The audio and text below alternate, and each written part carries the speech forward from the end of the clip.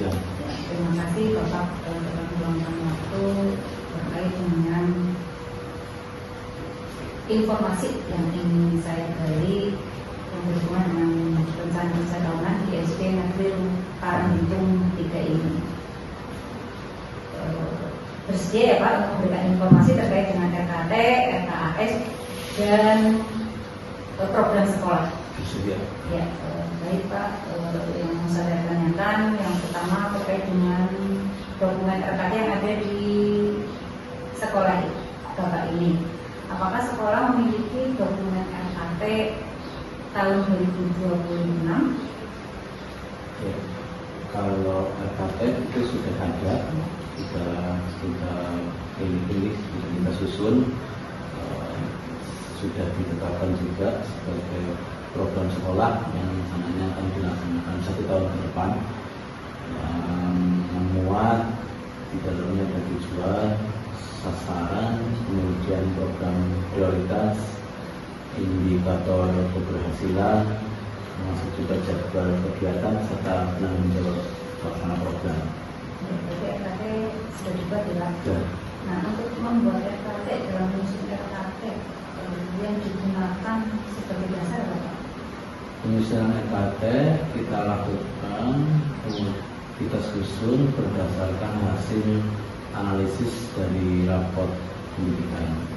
Tapi itu juga tidak menjadi sumber utama, artinya masih ada sumber yang lain, seperti hasil dari NDK, kemudian juga evaluasi program yang sebelumnya, dan kemudian juga hasil supervisi akademik dan non-akademik serta monitoring sarana dan prasarana, kemudian juga masukan sumber dari warga sekolah itu. Berarti dalam menyusun RKS itu ada berbagai sumber yang digunakan ya Pak. Kemudian yang saya lebih jauh yang terkait dengan rapor pendidikan, apakah dalam penyusunan RKT itu Bapak sudah menerapkan tahapan yang ada di rapor pendidikan, yaitu identifikasi, refleksi, benahi perencanaan dan benahi implementasi dalam penyusunan program sekolah atau RKT ini? Terkait penyusunan tersebut, memang ada beberapa tahapan yang kita lewati. Yang pertama adalah identifikasi, itu dilakukan dengan mengkaji berbagai indikator pada rapor pendidikan. Dan kemudian juga data yang lain kita identifikasi, kemudian untuk menemukan kira-kira bagian mana yang memang harus kita tingkatkan.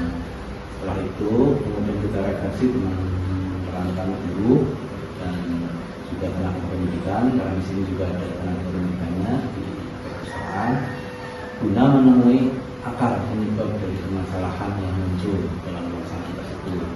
Nah, kemudian hasil dari refleksi tersebut kita susun untuk menjadi program. Baik dalam tahapan perencanaan, kita benahi dulu perencanaannya, kemudian setelah itu baru kita tindak lanjuti dengan perbaikan dalam implementasi pelaksanaan program tersebut. Jadi penyusunannya sudah menggunakan tahapan KTP ya Pak. Ya. Nah, kemudian dalam penyusunan ini apakah Bapak menyusun sendiri atau melibatkan warga sekolah yang ada di sekolah ini, misalnya ada bapak ibu guru, tenaga pendidikan, komite? Kaitannya dengan penyusunan program itu tidak bisa dilakukan sendiri, karena kita harus melibatkan teman guru, tenaga guru, terus tenaga pendidikan, juga dari komite, kemudian juga mungkin dari unit yang lain, itu karena semakin banyak pihak yang kita minta masukan, maka akan lebih banyak juga referensi yang nanti bisa kita susun untuk pelaksanaan program ke depan.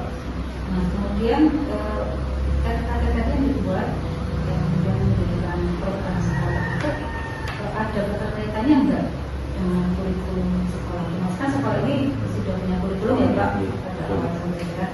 Nah, itu ada keterkaitan tidak antara perencanaan program dengan kurikulum sekolah?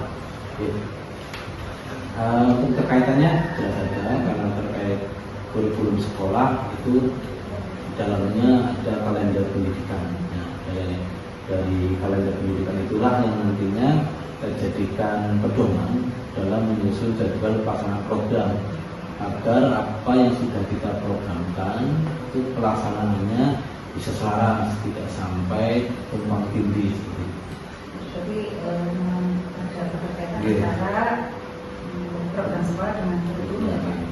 Nah kemudian tadi dari RKT yang Bapak susun di sekolah ini dengan Bapak Ibu guru, kemudian kita jabarkan ke RKAS ya Pak.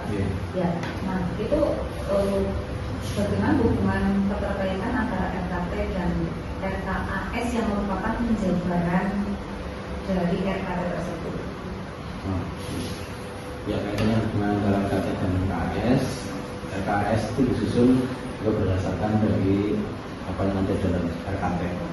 Setiap program yang ditetapkan dalam RKT itu nanti kita terjemahkan di RKAS, terutama dalam komponen anggaran. Dengan cara tersebut diharapkan pengalokasian anggaran untuk pelaksanaan program tersebut bisa lebih efektif sehingga pencapaian target yang ditetapkan dalam perencanaan bisa lebih maksimal. Jadi memang RKAS itu penjabaran dari RKT ya. Nah kemudian tadi Bapak mengatakan bahwa penyusunan RKT itu didasarkan pada rapor pendidikan. Nah saya ingin menggali terkait dengan program prioritas apa saja yang menjadi fokus sekolah ini yang sesuai dengan rapor pendidikan. Di dalam rapor pendidikan itu sudah muncul terkait dengan prioritas yang ada. Nah itu sudah saya coba kelompokkan menjadi 3 kelompok untuk menentukan program prioritas. Yang pertama adalah program peningkatan kualitas pembelajaran dan penguatan kurikulum. Kemudian yang kedua adalah program peningkatan kompetensi pendidik dan tenaga pendidikan melalui berbagai kegiatan pengembangan profesi yang rencananya akan juga kita laksanakan. Dan yang ketiga adalah program penguatan karakter sesuai dengan apa yang tercantum di dalam rapor pendidikan, itu termasuk juga adalah penguatan karakter. Selanjutnya masih terkait dengan rapor pendidikan. Rapor pendidikan itu dari digunakan untuk penyusunan program pada tahun 2025 dan sekarang juga dalam penyusunan program pada tahun 2025 juga masih menggunakan data dari rapor pendidikan ya. Nah, jika dibandingkan dengan tahun 2025 ada perbaikan tidak yang Bapak rasakan pada pelaksanaan tahun 2025 ini? Memang sudah sejak 2025 itu kita sudah menggunakan rapor pendidikan sebagai acuan. Sudah kita laksanakan di tahun 2025. Hanya saja dalam prakteknya itu memang pada saat di tahun 2025 itu memang belum begitu optimal, masih kurang dalam melibatkan pemangku kepentingan, kemudian dalam menganalisa juga masih belum maksimal, komunikasinya juga masih terbatas di lingkaran sekolah. Kemudian kita coba di tahun 2026 itu kita adakan perbaikan terutama di tahapan perencanaan. Kita berusaha agar di tahun 2026 itu bisa lebih baik sehingga kita banyak melibatkan pihak-pihak lain, kemudian juga komunikasi dengan warga sekolah juga lebih kita intensifkan, serta dalam menganalisis juga kita lebih detail berdasarkan pengalaman di tahun 2025 sebelumnya. Terima kasih informasinya terkait dengan tadi RKT dan RKAS. Selanjutnya saya ingin menggali informasi terkait dengan evaluasi verifikasi kinerja sekolah.